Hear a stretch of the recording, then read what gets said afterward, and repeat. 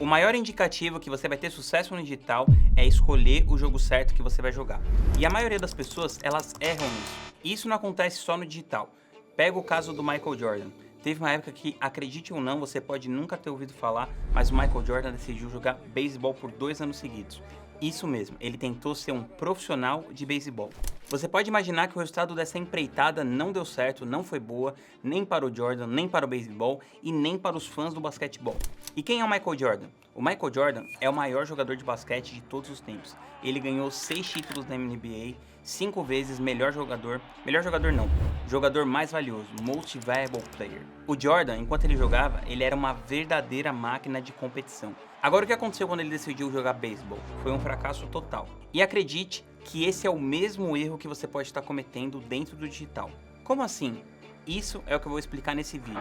Meu nome é Rodrigo Vinhas, eu sou estrategista digital, mentor de negócios e constantemente as minhas empresas estão entre as 25 maiores do mundo da Hotmart.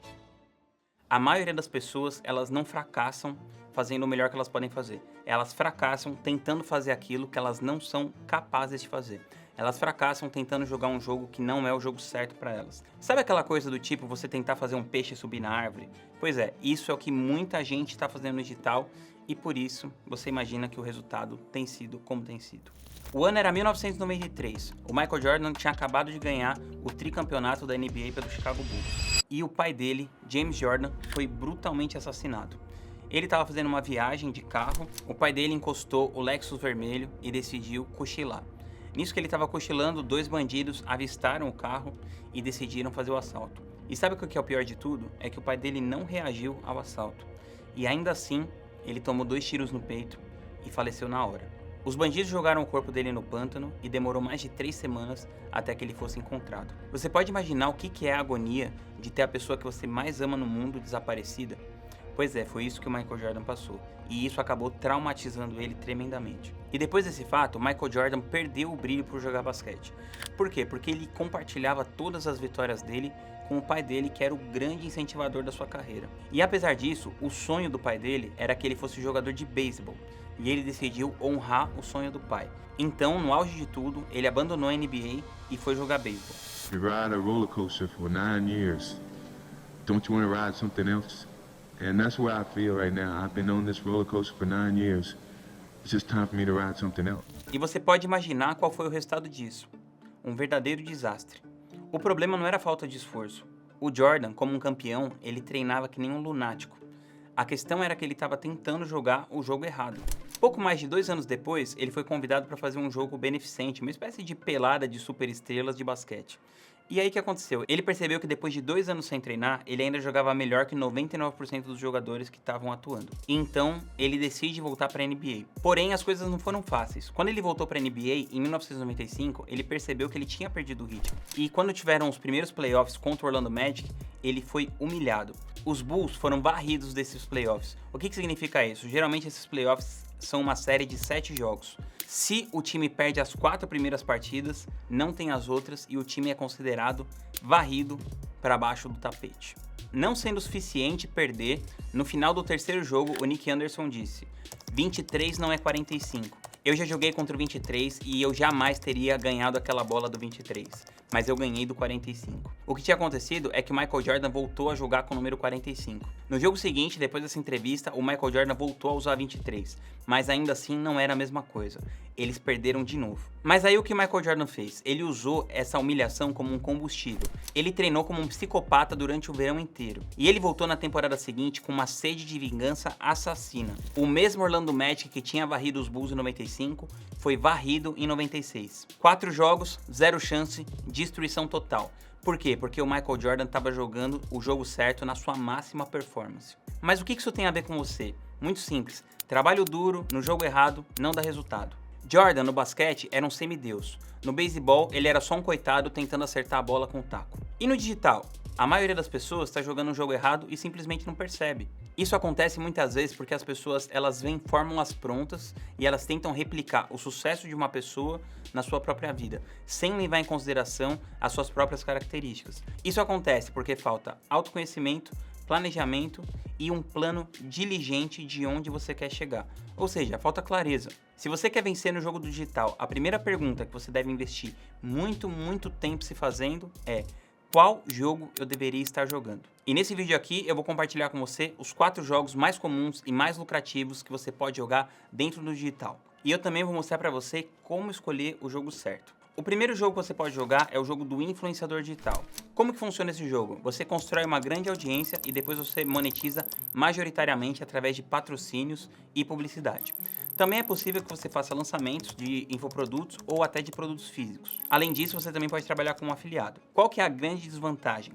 Demora muito para você conseguir fazer isso, é uma coisa que pouquíssimas pessoas vão conseguir fazer. Dá muito trabalho e você tem que trabalhar muito tempo sem você receber nada, mas eventualmente se você consegue passar daquela zona de arrebentação, isso paga muito bem no longo prazo. Todos os influenciadores, os produtores de conteúdo que você admira começaram com zero seguidores, com zero audiência, da mesma maneira que você vai começar. Mas com o tempo, com um trabalho diligente, eventualmente eles se consolidaram no digital, como você também pode fazer, se você definir que esse é o melhor jogo para você. O segundo jogo é o jogo da mentoria premium, de grupos exclusivos, de acesso próximo entre você e o seu cliente, que no final é o meu principal modelo de negócio. Ainda que eu não tenha uma audiência muito grande construída, eu consigo cobrar muito caro pelo serviço que eu presto. Por quê? Porque eu tenho autoridade no que eu estou fazendo diante dos meus resultados, porque os meus clientes têm muito resultado.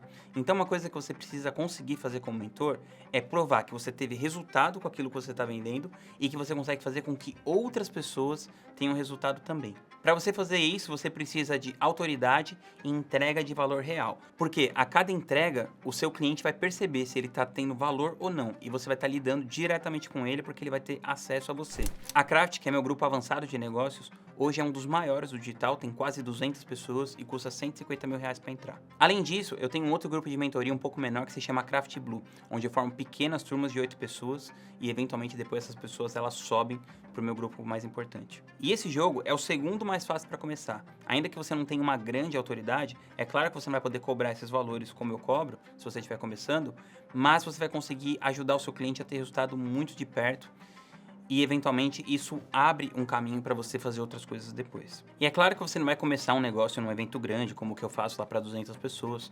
Você pode começar atendendo uma pessoa, 2 ou 3. Por exemplo, eu estou escrevendo um livro e eu contratei uma coach de escrita. Ela se chama Pauline Offen. Então depois que eu fui cliente dela, ela conheceu outros clientes através de mim e aí ela começou a fazer algumas mentorias, alguns retiros de escrita e o negócio dela está começando a crescer. Terceiro, o jogo da prestação de serviço. Esse é o jogo que a barreira de entrada é menor.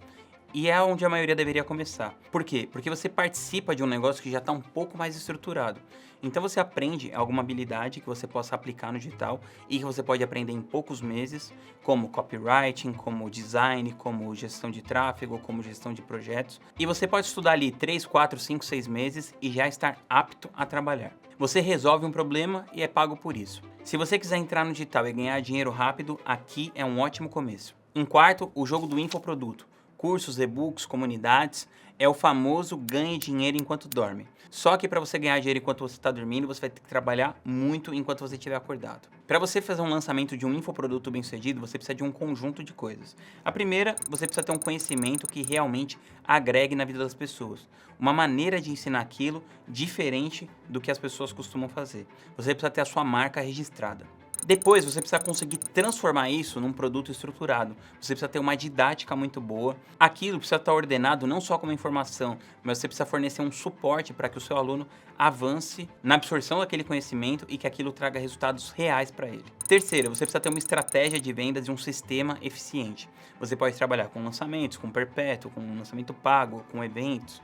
Enfim, tem várias maneiras de você fazer isso, mas você precisa conseguir fazer isso de um jeito eficiente, o que por definição é muito difícil, porque você vai precisar vender centenas e centenas de produtos para que isso fique viável financeiramente. Senão você só vai acumular um monte de vídeos, ter um trabalhão para fazer um monte de PDF que ninguém consome e ninguém compra. Eu vou dar um exemplo para você de um projeto que eu trabalhei.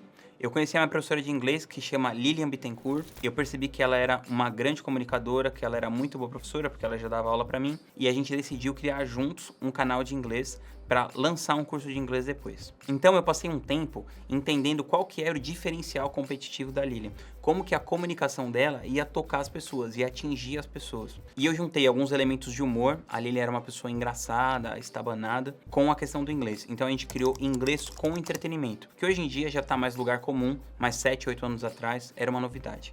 E isso fez toda a diferença do mundo. E bem agora, enquanto eu estou gravando esse vídeo, eu estou prestes a lançar o meu clube do livro, que também vai ser um infoproduto, que vai se chamar Craft Book Club. A diferença é que, além do infoproduto em si, eu vou mandar uma caixa de luxo com 12 livros para casa das pessoas. Independente de qual desses 4 jogos você vai decidir jogar, ou até mesmo algum que eu não citei aqui, você tem que pensar que sempre aquilo vai ter que ter a ver com a sua marca. Como a minha marca está muito atrelada à leitura, as pessoas pedem algum produto que tenha a ver com livros. Então eu tenho certeza que eu vou conseguir fazer um lançamento que vai ser um sucesso e vai me ajudar a retroalimentar a minha esteira e ainda por cima vai me obrigar a ler mais do que eu já leio. E agora eu te pergunto, como você vai escolher o seu jogo? A pergunta que você deve se fazer é, no que você já é naturalmente bom?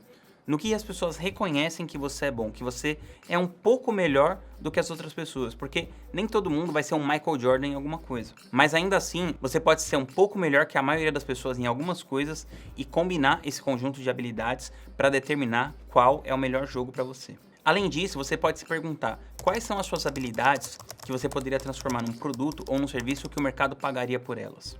Qual jogo você poderia testar sem comprometer a sua renda atual? A diferença de fazer essa escolha com consciência pode ser a vida ou a morte no digital. E existe uma coisa que é a mais importante de todas e que vai te ajudar muito, independente do jogo que você escolher.